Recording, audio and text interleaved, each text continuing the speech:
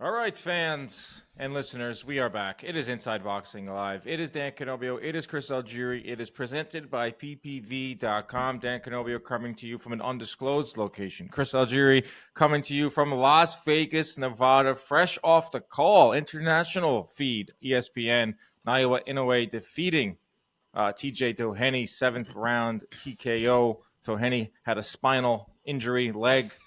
Spinal. His back is broken. It's Spinal. Chris, how you feeling? Take us through the last couple hours of your life, calling the fights at God knows what hour that was, Vegas time.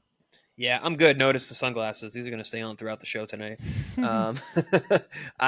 So the Japanese cards are notoriously long. There was 4 12-rounders, 1 10-rounder, and they do not adjust the time schedule. So it's every hour, like clockwork. If it's a first round knockout, cool, you fill for 45 minutes. So the cards are very long. So I started at 11:30 p.m. Vegas time. Good God. Which was Monday night, Labor Day night. And then called until I think we got done at 5:15 a.m. Tuesday morning, Vegas time. Where do they have you set up out there in Vegas? We're in a studio, and it's a nice studio. It's fine. We're sitting at a desk. Is it overlooking anything cool, or is it just your typical studio? No, typical studio, first floor. It's the same one that we always use. The whole top rank crew is there as usual. It's nice. There's snacks. There's coffee. Coffee. Poncher and I are in there, one eye open. When you're doing those late ones, snacks are everything. Looking forward to a snack. Snacks are big. Looking forward to a snack, eating a snack in between rounds. Yep. Thinking about coffee, just having something out there that can distract you to get through. Not that it's a strenuous job. You're calling fights. It's the dream job, to be honest. But absolutely, it's still a job. But it's still a job, and it's still 4 in the morning, and you're calling, fights and saying very difficult names over and over and over again. But I was starting to have a little lull. In that. Around what time was that? That was around 4:15 a.m. I was in my second. No, I'm sorry. No, it was sleep.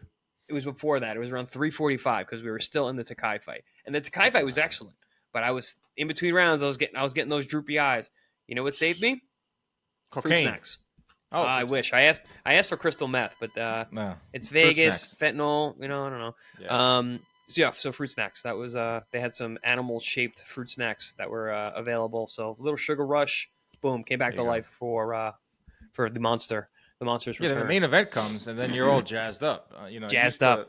I wish he had the guy with the guitar leading him into the ring. That usually gets me going in the morning, but it wasn't. It felt like it felt like the vibe in the arena felt like the type of fight that it was. It wasn't like a huge Inoue fight. They said it was less. It was like the first non-sellout that he's had in years.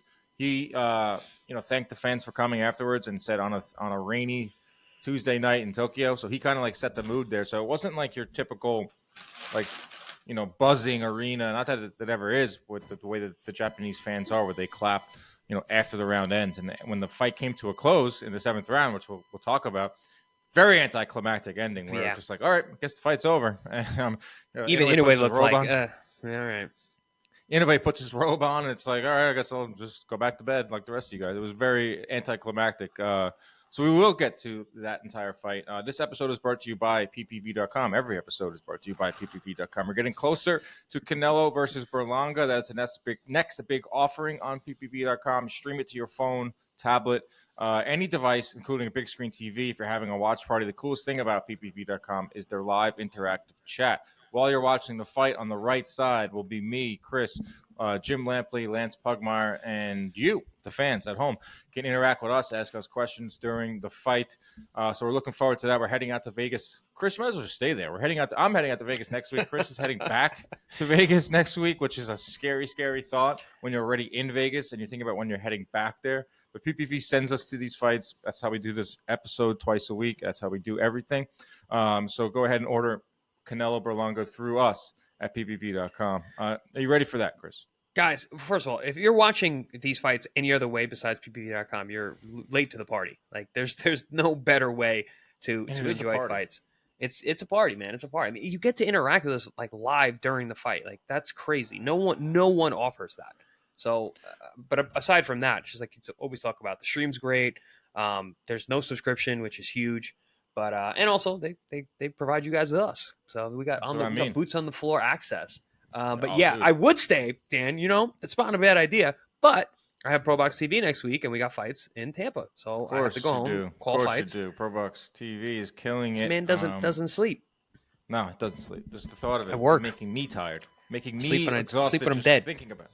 Yeah. Exactly.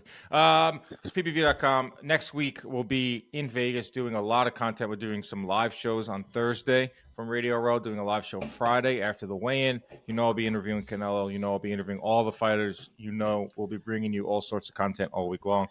We'll be eating at Barry's Steakhouse. Yes, I just talked to, not Barry himself, but the owner of Barry's. To get our table set up and make sure that meat is nice and fresh. Pause. Let's get into it. Yeah. Dan's got jokes from the early morning.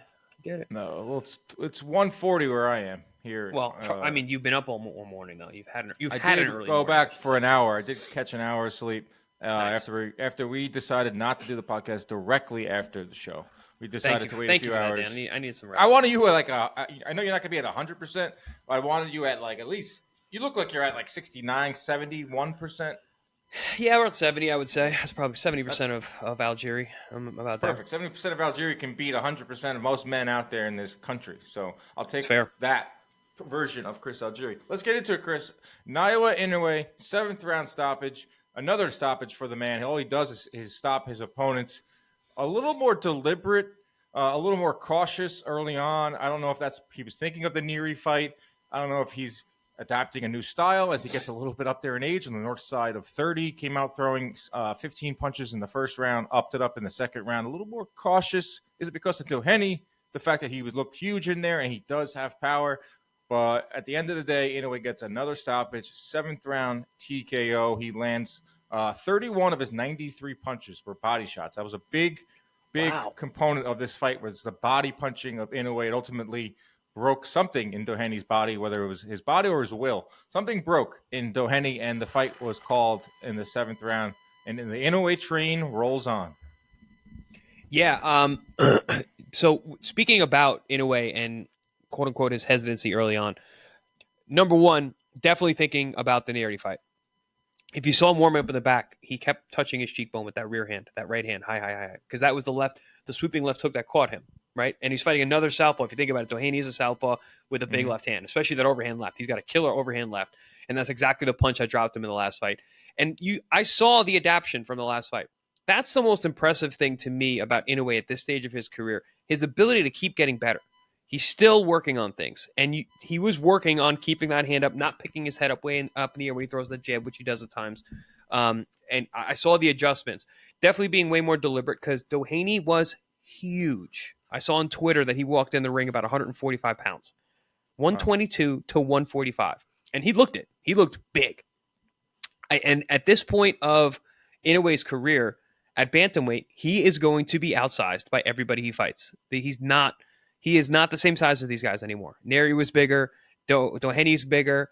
We'll see even Nakatani, who's a smaller guy fighting at 118. When he was up, he might be bigger than Inoue come fight night.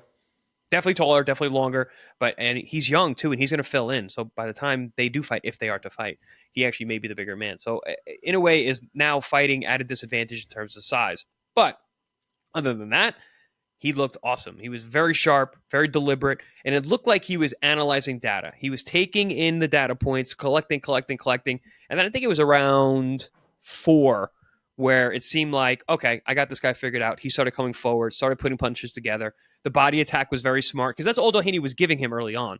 But as he built off that, you start to see Doheny's face get all lumped up and beat up and bleeding from the nose, cut over the nose. The body shots, though, oof. They were brutal. Straight right hands, left hooks to the liver. At the end, did you see that bruise on Doheny's rib? He had a one rib that just was over. Or I know in the 6th round he was getting beat pillar to post. I think it was actually from the 6th round, but I really caught an eye where I could see it after the fight was stopped. I saw him, when he's leaning and trying to grab his back, you could see his rib. Like one of his ribs just looked like a black, like it was black and blue, almost like a marker. But it was a bruise, and it was one of his like ribs right there. That man's insides were screaming. That man's insides were tapping.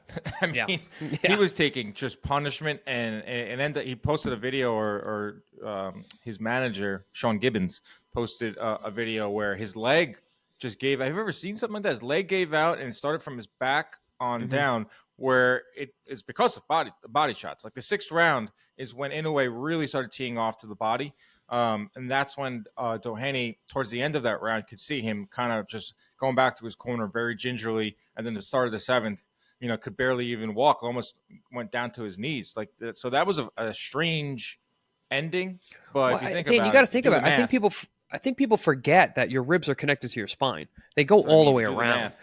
Yeah. So, and getting hit in that in those ribs, and again, they're connected in the spine, they connect the front as well, but some of those floating, quote unquote, floating ribs, which are a little lower, are pretty much only connected in the back, and it's just soft tissue that connects them to the to the rib, or to other ribs, or to the sternum. So you keep hitting that side, and those things are moving and adjusting. You're tweaking your back.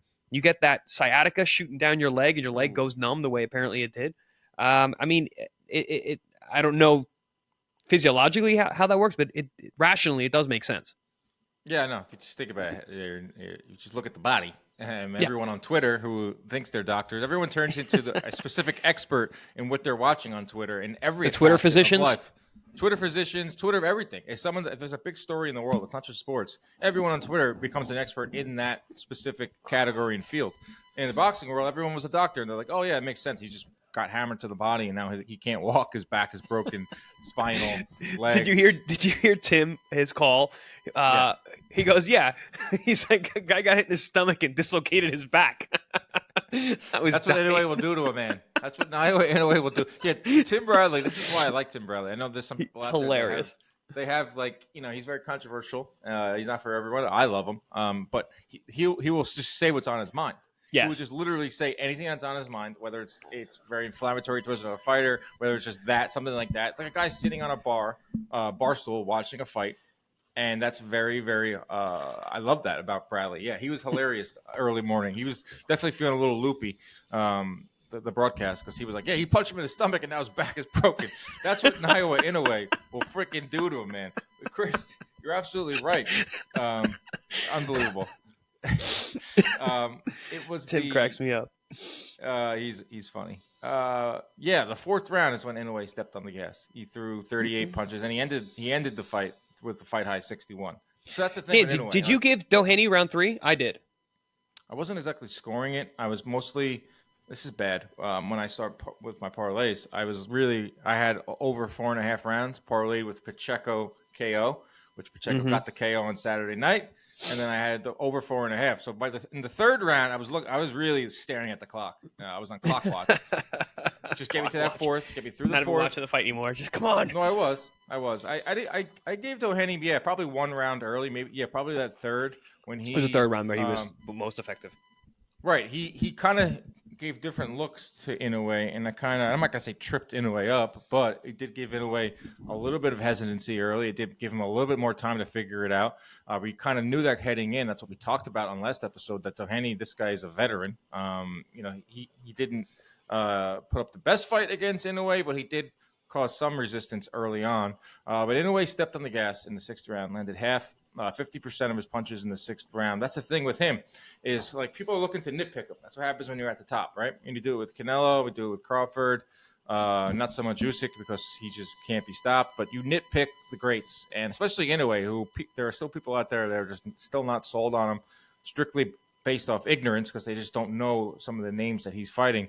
But people are starting to nitpick the Neri knockdown in the last fight. The fact that Inoue is starting to get hit a little bit more. I know that Bernardo was talking about his defense, but he still did get that tagged a few times here by Inoue.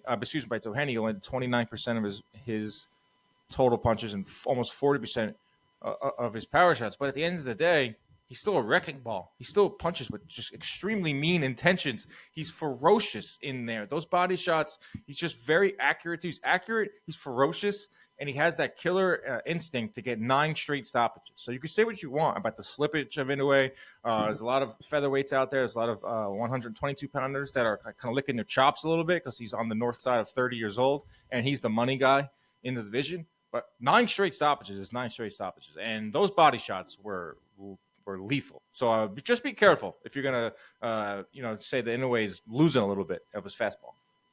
The problem is the elevation that fans give to fighters.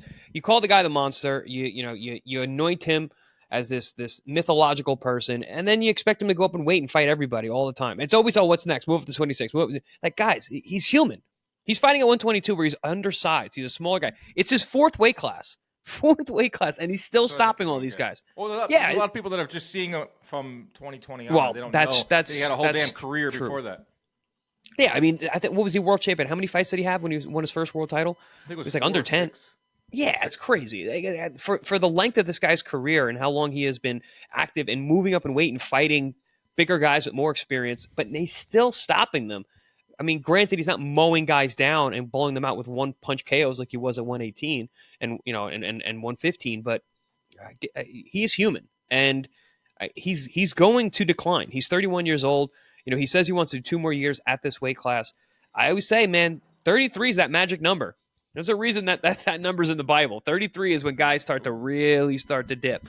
Inoue's got a couple years left, and I saw a vignette we put out on ESPN where he was being interviewed about what he's going to do next, and he was questioning his own ability to move up. I'd never heard him do that interview. So I think that's really indicative, and I think it shows too at 22. You're seeing these guys; they're just bigger people than him, and these fans who are knocking him for being human, it's crazy. You got to look at this guy's career in totality and understand that he is giving the fans what they want by fighting stiffer challenges at bigger weight classes. Yeah, we might as well get into what's next because Bob Arum jumped into the ring. Bob forcing that action, man. Forcing it. Bob is in Japan. Of course he's in Japan. 94 years old. And kind of laid out the next few fights for Naoya Inoue. So according to Bob Arum, he gets into the ring with Inoue after. Inoue is going to fight on Christmas Eve versus Sam Goodwin out of Australia. If he gets through that, we're looking at an April fight in Las Vegas with Junto Nakatani on the card as well. They're building towards a Nakatani-Inoue showdown in Tokyo that will come sometime in 2025. So that's the next year and change for Naoya Inoue. He's going to stay at 122. He's going to take on some more mandatories. He's going to come to the United States with Nakatani on the card, and then they're going to build towards a Nakatani-Inoue showdown that belongs in the Tokyo Dome. There were some rumblings that maybe it was going to go down in Las Vegas, like that was the big Las Vegas fight for it. That makes no sense to put Nakatani versus Inoue. Nope. Put that in Tokyo Dome, sell that thing out. Biggest fight in Japan. And Dan and I were going. We're going. If there's ever a time for us to go to Tokyo, it's that fight. Nakatani versus Inoue in Tokyo Dome in the summer of 2025 or the fall of 2025. That's a nice little timeline. Fall. Yeah. Yeah, that's a nice timeline for They Inoue. might even push that off to. They might even push that off to like a New Year's Eve event. Doing a Christmas Eve. They're doing a Christmas Eve event versus Sam Goodwin. Yeah, that too. So something. That's your family. Fair. Perfect. Wait, is that going to be Christmas Eve 6 a.m.? That's not going to be like Christmas Eve night. It's going to be the 24th at like 5 a.m. He's going to Eastern. He's going to be Christmas Eve morning. Yes. Christmas morning would be crazy. Christmas morning would be cool, opening presents and watching fights. I don't think they'd do that because of no fans would show up. But Christmas Eve morning, I'm down with that. Sam Goodwin is definitely worthy. How cool would that be, Dan, to go to a fight Christmas Eve morning? What a way to start the holiday. The best fight of all time happened on Christmas. 1985. Rocky versus Drago. The best fight of all time. I was like, what is the best fight of all time? Yeah, Soviet Union. Rocky freaking stopped the Cold War on Christmas Day. Stopped the Cold War on Christmas Day. His gift to America. There was a fight on Christmas Day a few years ago. From Newark on Fox, and there was one on New Year's Day, which I think is prime time to do a fight. New Year's Day is perfect. I mean, the eyes on that. Christmas Day, not so much. I don't want to watch a fight on Christmas Day. Christmas night, there was one on Fox, and then they did that Luis Ortiz. Can you imagine doing a weigh-in on Christmas Eve? That sucks, dude. I was talking to the crew.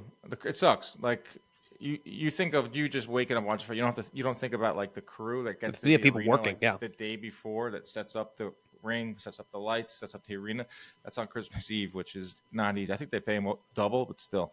I believe New Year's Day card was Andy Ruiz versus what's his name? The big Cuban. Oh, Ortiz. Luis Ortiz. Yeah, Andy Ruiz definitely fought on New Year's Day, which I thought was great because they put it on like early afternoon. It was in Miami. Was it Christmas Eve? No, I don't know where we're going. We're veering off, and I'm not 100% prepared to talk about that. But let's right the ship. Come on. Let's right the ship. Sam Goodman versus Inoue, Christmas Eve. Like that fight. Goodman is a good operator. He throws a lot of punches. He's probably not going to win, but still be a fun fight to watch with Inoue. April, Vegas. Everyone's always asked, when is this guy going to come back to New York? Dan, I would pump the brakes on that. We'll see. I know. Listen, Bob likes to push the action, push the limit, push the envelope. Inoue doesn't have to do that. Even if Bob says it, I'm telling you, he does not have to fight Vegas if he doesn't want to. It's not like we're not saying have a residency. We're not saying come here and stay in Vegas. But it's one fight. If you think about it, it makes sense. It makes total sense. April. Absolutely. You introduce him to the American fan base. You get people to come out over here, get people excited. Nakatani's on the undercard. Makes total sense. I understand where Bob's going, but I don't know, man. I don't know. Pay him more. He's going to have to. Obviously, Bob's going to really have to come out of pocket for that fight. He should because it's time to it's time to bring this guy back to the United States. He has fought in the U.S. before. But bring him back. Can Bob afford to pay him that much more? The guy's getting paid a ton in Japan. You're going to pay him even more than his high ticket item number that his ticket number in terms of what he's making out there, and then you're going to bring him here, pay him more. You got to ship all that. That's a big. I did think about it today. They're going to have to come up with someone's going to have to make up the difference, whether it's sponsorships or it's him doing something here in the U.S. There has to be something. When they presented this to him, they had to have all this prepared. Which got to sweeten the deal, baby. Got to sweeten that deal. Yeah, this isn't their first rodeo. Arum and the top-ranked guys going to Inoue and his team and saying this is the benefits of fighting in Vegas in April with Nakatani on the card. Here's what you'll make. We'll pay you extra. We'll give you some buffet tickets at the MGM. Maybe that's it. Free parking. You don't have to take any Ubers. Bob is so awesome, though. I love the way he plants these seeds. He did that to me, and when I beat Pravanikov, he was for press conference. First thing he says, "I want to see that kid against Pacquiao," and then it's like off to the races. And of course, I had no choice, but Inoue does. But I just love how Bob is such a marketing genius that he's in the ring saying that. That's great. Doheny didn't even get out of the ring yet, and he's limping. He was halfway up the. They literally had a shot of Doheny limping his way back. Poor guy, limping his way back. Bob was actually moving better than Doheny at that point. Bob's 94 years old. He was hopping through the ropes, giddy as a schoolgirl. Because I'm thinking about the episode. I'm thinking about what we're going to talk about. Are we just going to speculate? Are we just going to speculate on what Inoue is going to do next? But Bob gets in the ring. Or is Bob just going to lay it out for the next 18 months? Bob, perfect. Gets in the ring and gives me some bullet points. And thank you, Mr. Arum. He had a PowerPoint presentation ready, but they didn't have the projector set up. I love that. But do you like that? I like this plan. I love it. If it all goes true, this is a very, very good plan. That's 3 more fights for Inoue at 122 pounds because the speculation was going wild with him fighting in the U.S. Everyone, of course, this is going to be Gervonta Davis. It's going to be Bruce Carrington. It's going to be Rebesi Ramirez. It's going to be Angelo Leo. It's going to be any of the featherweights. Gervonta Davis never happens. Never happens, especially now. And I think, honestly, I'll tell you this, Dan. I think the Venado fight made a lot of sense. I think it was an interesting fight. But now that Venado got beat, I don't see a reason truly for Inoue to move up to 26. Because Venado, if he had gotten past Leo, I think that fight would have made sense. Because Venado then kind of puts himself a little bit, head above everyone else in the division. Because there's no star in that division yet. There's no breakout guy, but Venado was the guy who had the title for the longest. And when you have a division when the belt is getting overturned over and over and over again, consistency matters. And Venado was becoming that guy. But now that he lost, and especially the way he lost, and apparently he had suffered a brain bleed in that fight, he's not going to be back for a while, if ever. And once I saw that interview where Inoue was essentially saying he didn't know if he could do it. Go up to 26. I don't think there's work to be done there, and there's plenty to do at 22. Chris, we're pouring cold water on a lot of things right now. Is it the Yeah. sleep deprivation? Is it the Vegas? The I get lack of real. air? I get real when I'm tired, man. Is it the lack of fresh air in Vegas? Because you don't think Nakatani, you don't think it's a lock that Inoue fights in Vegas, and you don't think he's moved to 126. Interesting, because everyone's just saying it's a foregone conclusion that he's going to 126. They thought before Arum and Lance Buckmeyer reported that the Nakatani plan, that it's not, the next 3 fights will not be at 126. The speculation was running wild. When he himself says, "I'm going to spend 2 more years at 22," and when he himself says, "Yeah, I don't know if it's realistic, physically, if I can do it to go to 26." Those 2 points, when I hear that out of the man's mouth, so now you're going to be 33 years old, and now you're going to move into your 5th weight class. I don't see it. Interesting. And be successful. That changes everything. It changes a lot, and it makes the fighters at 126 think about things. Makes the fighters at 118 think about things. It makes a Bam Rodriguez fight seem like more likely. Wherever you have that one. Smaller guys coming up. Smaller guys. I think he deserves that. I think he deserves to stay where he's at and have guys come to him. But honestly, though, Bob Arum and Top Rank, in their perfect world, Nakatani wins. And they get a rematch. They get a rubber match, whatever. And the Nakatani takes over the mantle.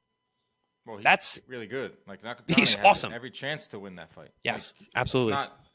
I would love to see the odds on a Nakatani Inoue fight. Like I would not. It's not. You're not going to have your plus whatever, minus 1,000. That's gonna be a super fun fight to break down leading up to it. We have to break out some videos for that one, Dan. Absolutely. We have to get in the ring. Oh shit! Haven't gotten in the ring in a while. It's been a minute.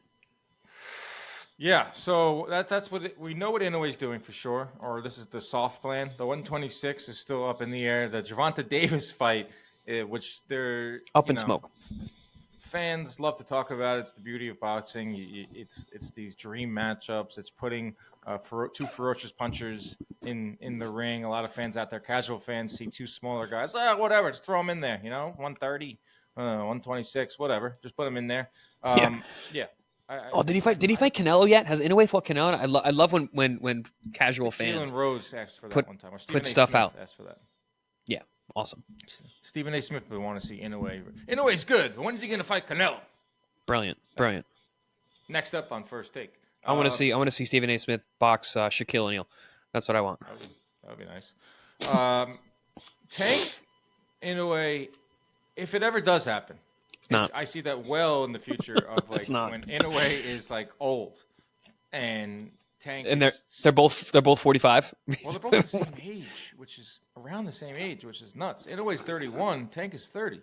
Yeah, but Inoue's been fighting top flight pros for 10 years. Yeah, I know. Those that don't know, now they do know. Gervonta Davis, 31. He's 31. Gervonta Davis is 29, and Inoue is 31. Yeah, that's just like the casual fan. That's like their dream fight. That's like I'm not going to give Inoue any props until he fights Gervonta Davis. Gervonta Davis hasn't like shot it down. He's very complimentary of Inoue. He really loves Inoue. I think a lot of fans are. I think a lot of fighters, I should say. I think a lot of fighters like Inoue and Davis. I've talked to a lot of fighters, and they have a lot of respect for both guys. Inoue is your favorite fighter's favorite fighter. That's realistic and I think it's a great way. I forgot who said it. It was someone interviewed. But for me, it's like if you're making a video game character of a boxer, and you have like unlimited points, like with the power rating and the speed and all that. It's Inoue. He's got everything. Yeah. He does it all. He looks like an action figure too. He does look like an action figure. So cool. He's like a Dragon Ball Z character. The guy is awesome. And I don't know, Dan. It's really exciting when he fights. Like I'm very, very excited. I get it. There's an aura around him. There is a superstar status to him. Every minute of every round, every second of every round, I'm like on the edge of my seat. He is must watch. Right. You want to see what he's going to do. You want to see if he can continue the KO streak, 9 straight. You want to see if there are any weaknesses you're looking for. But also, there's a vulnerability to him now at this weight class, and you're seeing guys like Doheny who are so big and can punch, and you're like, oh, he could get hit, he could get rocked. It's very interesting. Yeah. So he moves on with another victory. A nice little plan for him to defend those titles before what could be a massive showdown with Junto Nakatani sometime in 2025 in Tokyo. Undercard's fun too. Moment of silence for our man Ismael Barosso. All right, moment of silence over. He loses ninth round stoppage. I did not see it. It was not part of the ESPN Plus offering, but you did call it. How did our guy look? I heard he put up a little bit of a fight towards the end, but ultimately was just outgunned by Hiroka. And it wasn't so much he was outgunned, he was outclassed. Hiroka fought a very disciplined fight. I didn't know he had that in him. He was very, very disciplined. He worked behind the southpaw jab, very sharp, couldn't miss with the jab all night long, and was building off that. Took no chances. Was not letting that vaunted power of Barosso make a difference, because Barosso can punch, man. He still can at 41 years old. He was throwing some heat at certain times, but Hiroka stayed long. He's super long, super tall for the weight class. He just kept Barosso on the end of his jab for the first 6 rounds. Started to feel himself a little bit, and they got cracked 1 round, 2 times. Got a little cut under his eye, got hit in the jaw, came back to the corner. His dad reamed him out, and he went back out there and then just went back to being smart, sticking the jab, and he was looking to land the overhand left all night. Finally did, rocked Barosso, and then Hiroka normally is a very active guy, two-fisted guy, big puncher, gets stoppages, and we saw that again. So he was boxer. Then when he had the opportunity, he went back to what he normally does, unloaded, and put Barosso down twice, and the corner stepped in and was like, all right, that's enough, which was a good call. He was getting hurt, and Hiroka was really coming on. He had tenderized, I said on air, he was tenderizing the meat with the jab all night long, and then eventually just really dropped that mallet and put a beating on Barosso at the end. Did you say that on the air? Yeah. Nice. Tenderizing the meat. That's great. Yep. And drop the mallet? He dropped the mallet. Damn. That's like Joe Test level. Did you I don't have the energy of Joe Test. Did you see Joe Test made his WWE Monday Night Raw? Oh, no, I didn't. It's all over Twitter. That's awesome. It's all over Instagram. Awesome. He's now the voice of Monday Night Raw. He's a loyal listener of this show, and he's a great friend of ours. Congrats, Joe. That was really cool. He has the perfect voice and the perfect energy for WWE. Cadence, energy, everything. And you know what's really hard is to win over those WWE fans. They are very used to a specific type of commentator. It seems like they go through these commentators like wild, looking for the next Jim Ross from back in our day in the Attitude Era. But it seems like the fans like him. And it's just another notch in the belt of Joe Test, calling college football, calling boxing at a high level, and now WWE. You think I'm busy. Joe Test is the busiest man in sports. Good God. I was thinking about his travel schedule. I talked to him about it. It's wild. It's wild. It's doing it. It's the middle of football, not the middle. It's the beginning of college football season. I'm pretty sure he did a game. I was at a barbecue this weekend, and I saw him. I watched him. I watched him last week. I was in the Keys. I was in Key West and watching Saturday afternoon football. And we're like 2 weeks into the. I texted him. I was like, I'm listening to Joe Test right now. That's amazing. He probably does the best ESPN football games, college football of the week on Saturday, and then he flies to wherever Raw is Sunday. Well, Dan, you mentioned how he's been invited by the WWE fan base, which is tough. The thing about Tess is, whether you know it's him or not, he has a very distinctive voice that you've heard before. There's a lot of crossover with NFL and WWE fans. They're used to that guy's voice, whether you know it's him or not. Yeah. Now you know him. It's like, oh, this is that guy that does college football. I know this voice. That's awesome. I think it's much more inviting for them to be like, oh, this guy's good. He's earned it. He could be here. Joe Test, what a guy. Joe Test, he's the man. Hopefully that doesn't mean we see less of him doing boxing, because that would be. I think boxing for fans. I think that's a passion project for Joe. He loves boxing. I don't know, but only he can answer that. You better not leave boxing, Joe. I'll text him later. You better not be leaving boxing. Great call on the WWE. He was in the ring and stuff. It was pretty cool. That's so cool. But that's the thing, when you're an announcer for the WWE, you're a character. You're now a character like Grisham, in. Yeah, you're a character in the storyline. Grisham got whatever move. I forgot. What do you get, DDT'd or chokeslammed? I stopped watching when you're supposed to stop watching. I stopped watching wrestling when I was 13, when I discovered girls and alcohol. But that's when Grisham came in. I think Grisham was hired right after the Attitude Era. So he'll post stuff, and I'll see things of him getting I think Randy Orton did a finishing move to him or something, where he was part of the skits and stuff. I missed out on the Grisham era, Well, But, Grisham is like a big athletic guy. Like he fits in. Like I could see him getting slammed through a table or something and being okay with that. But you're not I doing love that to talking to him Tess. about it. I You're love not doing talking to that to him. Tess. No. I love talking to Grisham about Vince McMahon. Vince McMahon obviously is not in the picture anymore. He's disgraced. But he would be in the ear of Grisham during Monday Night Raw, being like, "You suck. You're what are you saying right now?" Like, He is a notorious. Vince is a notorious micromanager. Apparently, he's in like the ear up of his everyone's commentators. ass. Yeah, exactly. He's in the ear of the commentators, which I could never do. I mean, when I call fights and I have the producer in my ear, like That's stressful as hell. Yeah, I hear them when they're counting me down or they're talking. Say, hey, this is a highlight. This is coming up next, or this replay from the last round. I couldn't imagine them critiquing me live. That would be in my head so much. So, Grisham, you're a lot tougher than me. You'll love this. So when I've done the ESPN telecasts, like they're intense. There's a lot going on in your ear, and there's a lot to think about, and there's a lot of moving parts. It's a really difficult gig.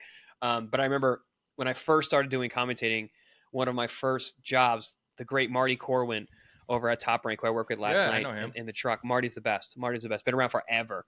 And he was telling me, he goes, no matter what I'm saying in your ear, finish your thought. If I'm telling you to shut the fuck up, finish your thought. And that stuck with me forever. Like, it's really hard. It's the first time you hear that voice, hard. You stop talking. Oh, you stop talking. Yeah. You're trying to, because you have to try and you're listening to someone. And it's very difficult to listen to someone, especially when you're straining, when you're hearing multiple streams of sound. So yeah, people at home, just what we're doing on the mic is not so easy on fight night. Trust me.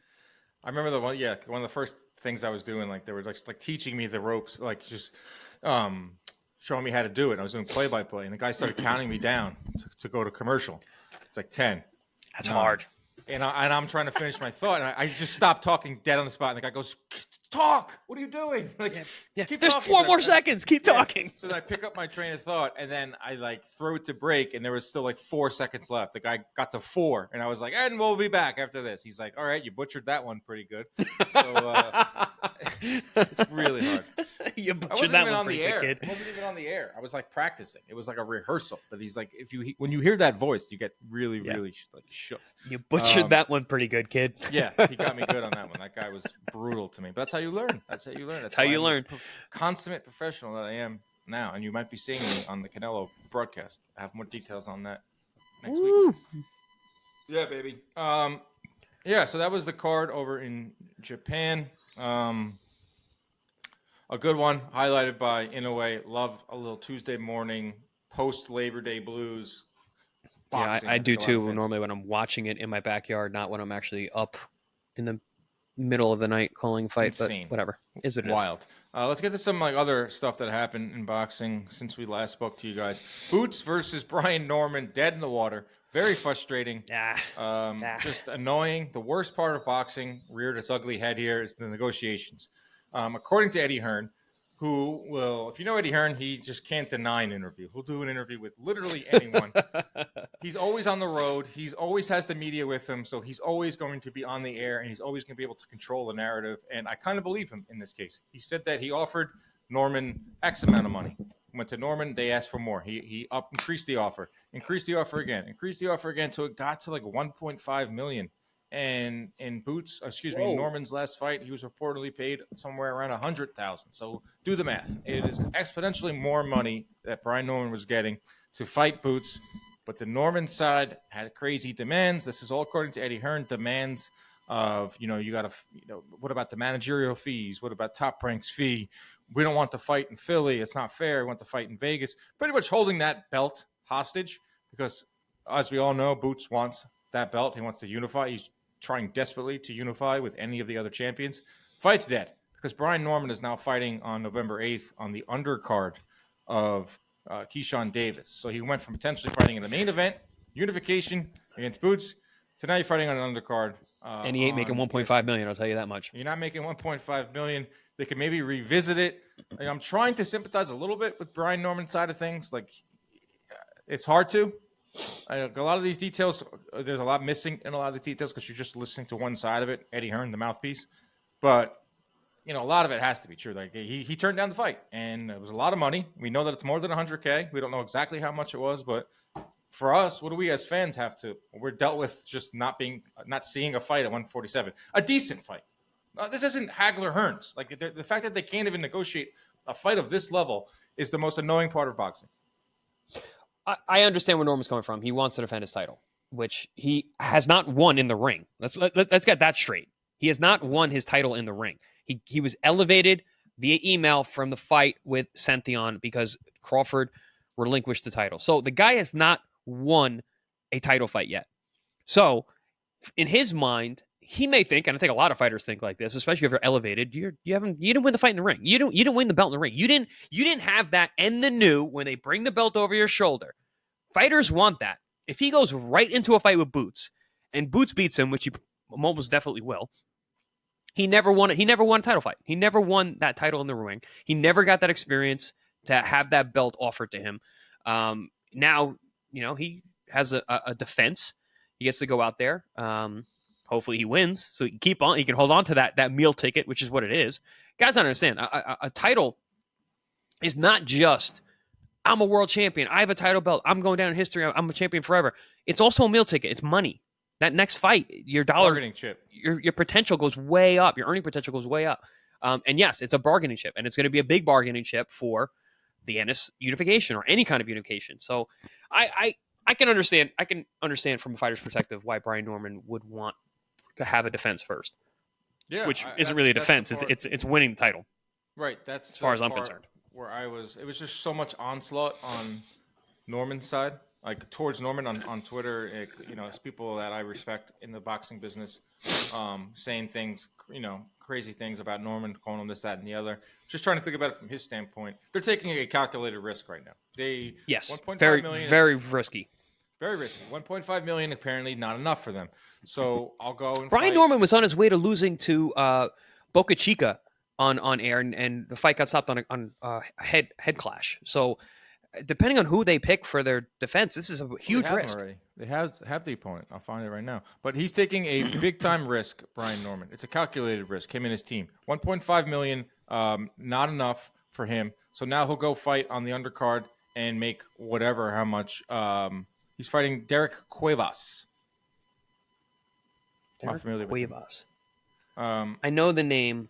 My guess is he's going to be a massive favorite, Brian Norman. I mean, they're not going to. Yeah. What's the guy's record? I don't have it in front of me. I just have. Is it on Box Rec already? Sometimes they do that. No. Yeah. Brian Cuevas. Let's see. Brian Cuevas? Brian no. Derek Cuevas. Brian Norman. Derek, yeah. I'm trying to do two things at once here. Multitasking.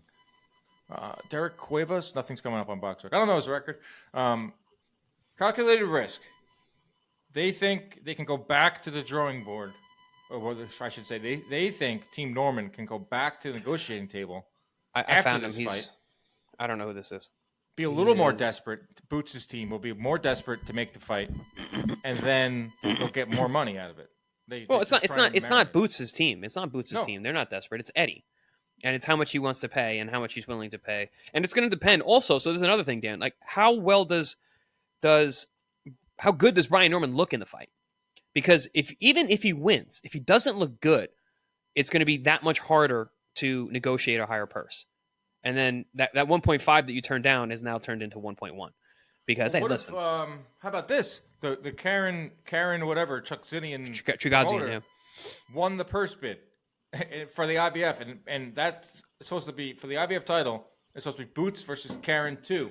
And the purse bid just got won by Karen's promoter, not Matchroom. So they can go ahead and make that fight, or Boots has to vacate. So I don't know what Norman's team is thinking now, because if Boots leaves the division, which I think he should at this point, because no one wants to make fights with him. Now you have Norman. You don't have any fight with Boots. He's out of the division.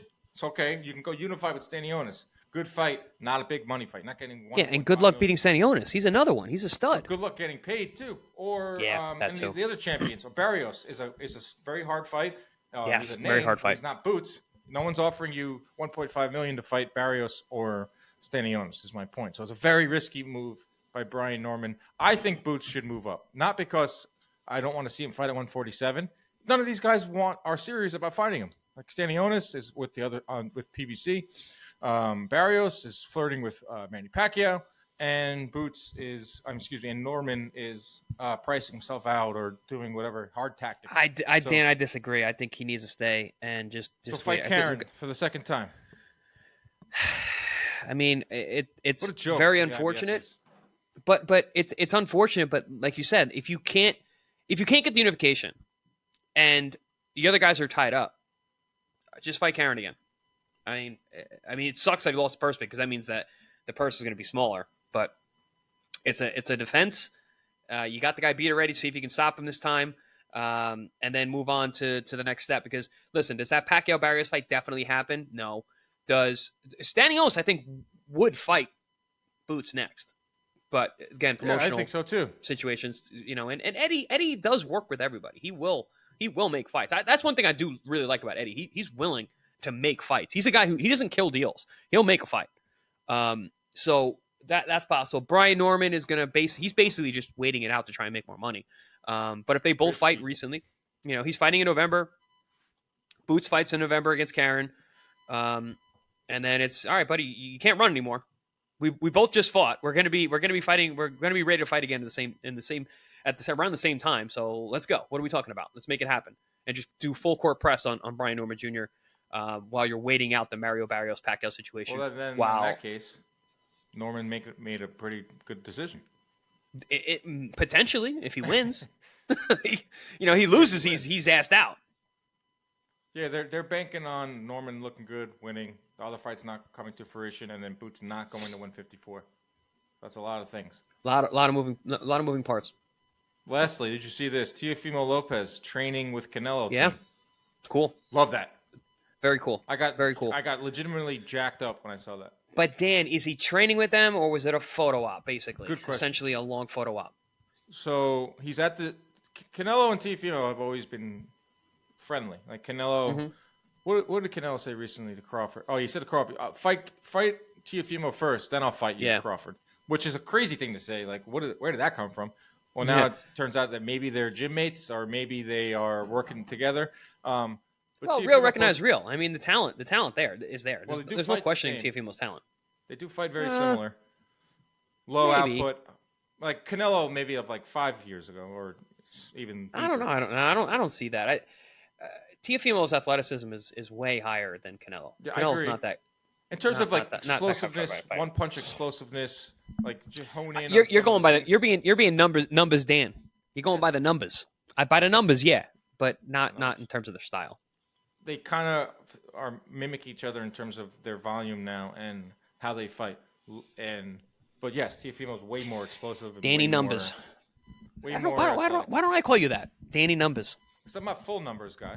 Bobby Numbers, my dad. Bobby Numbers but that's Bobby Numbers Senior. You're Danny Numbers.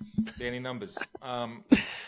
He posted something else. He posted the original video, which was like, all right, maybe he's just stopping by the gym. Maybe he's just, linking up with Canelo, soaking up some of Canelo's wisdom, yada, yada, yada. But then he posted something yesterday saying, like, with his dad tagged in it as well, that, like, they're all teaming together.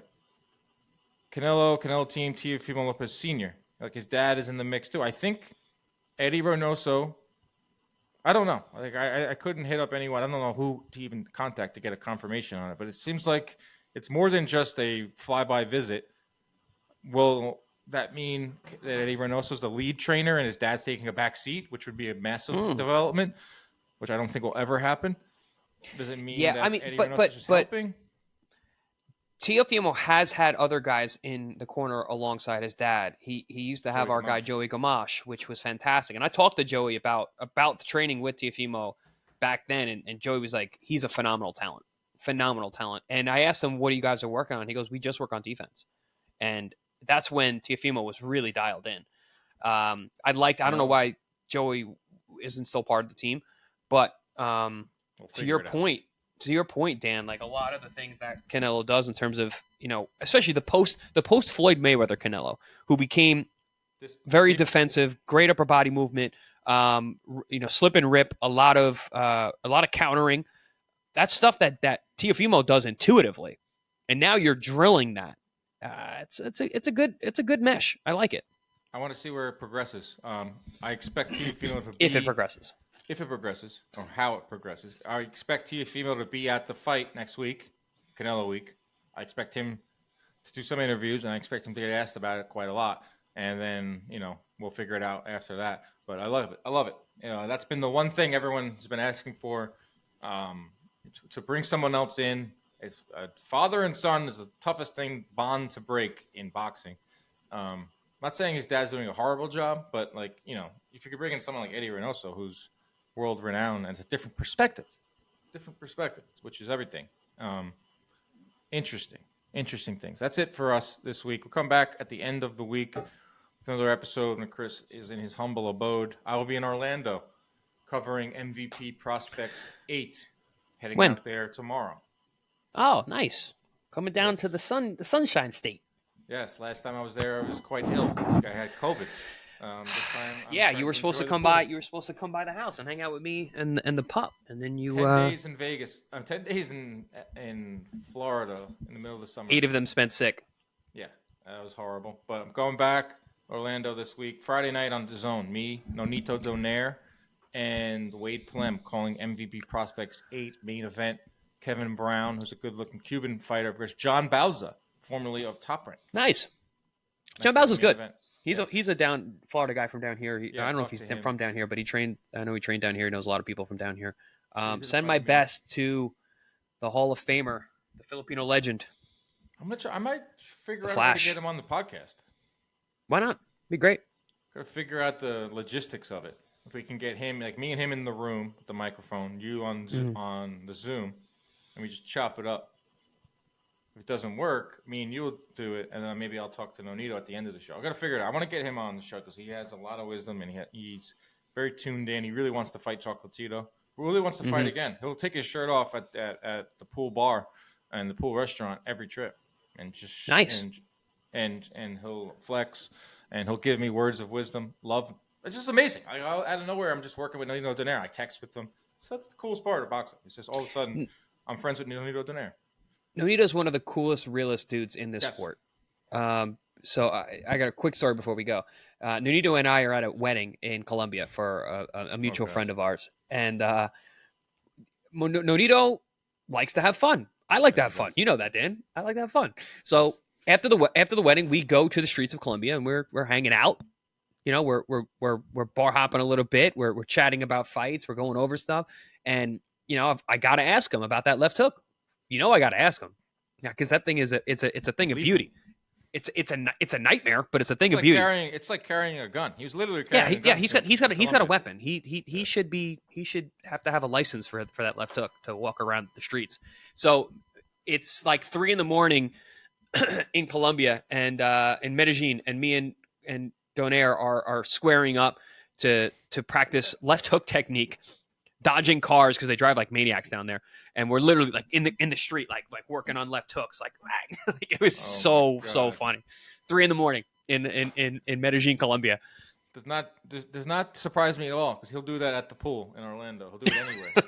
Shirtless at the pool, at the bar. He's training, no problem. Now he's training guys. He's awesome. All right, so we'll see you later on in the week, maybe with Donaire, maybe not. Enjoy safe travels back, Chris. Protect yourselves at all times. Keep your hands up at all times. Stay out of those DMs. Good night.